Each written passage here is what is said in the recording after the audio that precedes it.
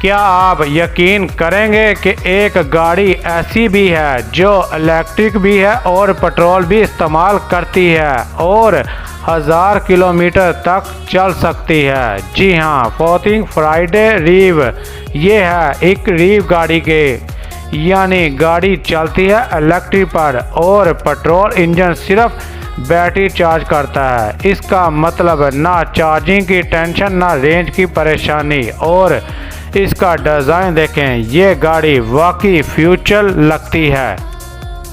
200 plus horse power, premium interior, full LED lights और 1000 kilometre के करीब रेंज। ये गाड़ी पाकिस्तान में गेम चेंजर्स हो सकती है।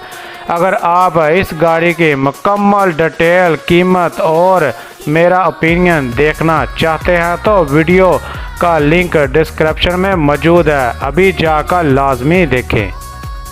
वीडियो को लाइक करें, मेरे चैनल को सब्सक्राइब करें और ऐसी मज़ीद ज़बरदस्त गाड़ियों के लिए मेरे साथ जुड़े रहें।